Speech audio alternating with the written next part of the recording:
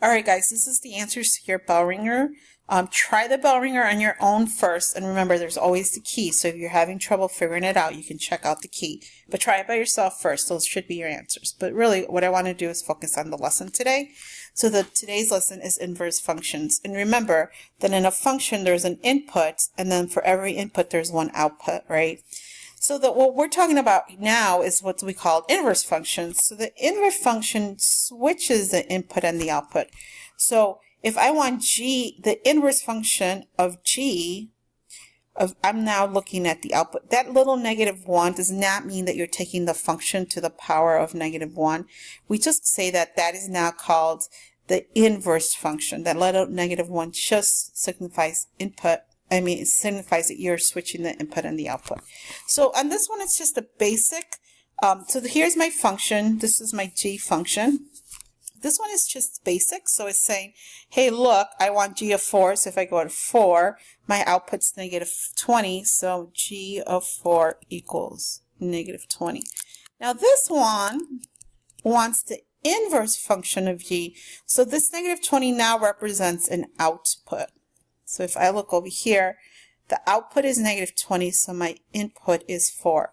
So g of -1, or now don't say g of -1, the inverse function of -20 is now 4. This one also wants an inverse function of -40. So this is my output. So here's my output, -40, so my input is 8. So my inverse function of at -40 of 40, -40 is 8. This is just a plain old function. So this is now the input. There's no -1 in there. So g of 8 is -40. Okay. So here we have another one, but now let's look at it. Now it's in the graphical form. So this is x. And then this is my input. The x is my input. Let me move this up a little bit. It just makes it easier for me. This is my input, and this is my output. Okay. So it wants w of 0. So where my input is 0, my output is 4. And this one, it wants the inverse function of 4. So now this is my output. So I am looking for 4, and then my input is a 0. This one's my input is -2. So at -2, my output is 3. This wants my output to be 6. So I'm going to look at 6, and my input is 4. All right, so be careful with that.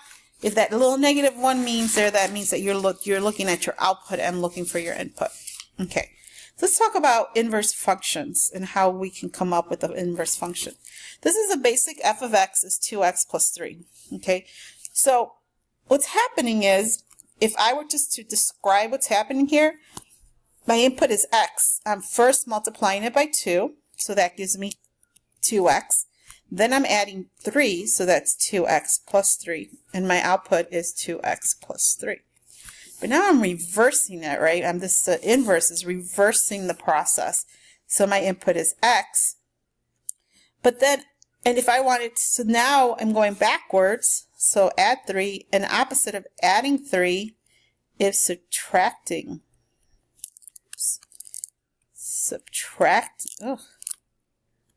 Subtracting 3. So I get x minus 3. And then I multiply by 2, so my inverse is to divide by 2. So it's x minus 3 divided by 2. So my inverse function of f of x, if I wanted to find the inverse function of f of x, is going to be that. So inverse function of x is x minus 3 divided by 2. So this is the inverse function of x is x minus 3 divided by 2. That's the inverse. These two things are inverses. They're opposite operations of each other. Okay, so let's see what happens when we take a compound function and we do the inverse. We find the f of the inverse function of x. Okay, so here we have these two functions. We have the regular function and the inverse function. So the first thing I'm going to do is I'm going to solve for, well, I know what f of -1 is. The inverse function of x. It's already x minus 3 over 3. Now I'm going to take that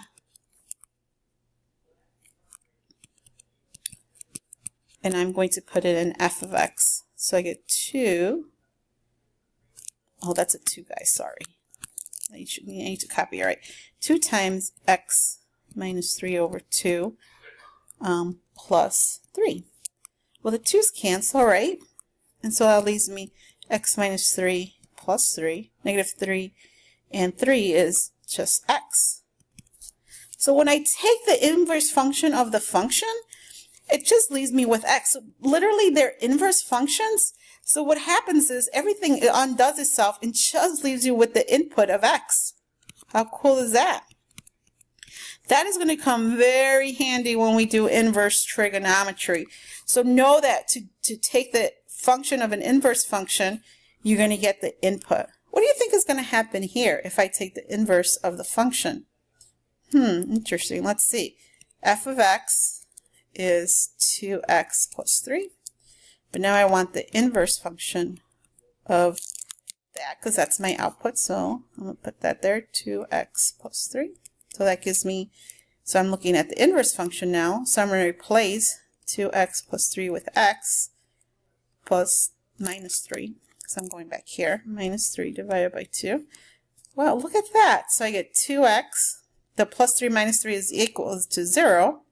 So I get 2x over 2. And the 2 divide out, so you just get x. So do you see how they undo each other? Sort of like adding and subtracting undo each other because they're inverse operations, or multiplying and dividing undo each other because they're inverse operations. Okay?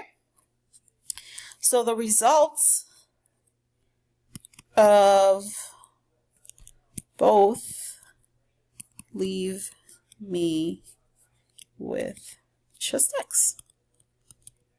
Love that. Inverse functions undo each other. Just like adding and subtracting and multiplying and dividing. Okay, let's just find the inverse of this. Well, x, what I'm doing with x is I'm subtracting 4. So the inverse operation of subtracting 4 would be to add 4 to x. So the inverse function of this function is just x plus 4 because I'm doing the opposite. Here I have the function to the third power, but if I want to do the inverse, I have to do the inverse of the inverse operation of taking something to the third power. Well, the inverse of that is taking the cube root of x. So these are inverse operations. How's that sound, guys? All right, so your job is to try the next few ones on by yourself. Feel free to check the key when you're done, and then once you get these right, then ask this up for your assignment. But you try them first. Don't just copy the key because you know what that's going to get you nowhere. All right, guys, I will see you in the next couple days. Well, I'll see you Thursday. Bye. Do your homework.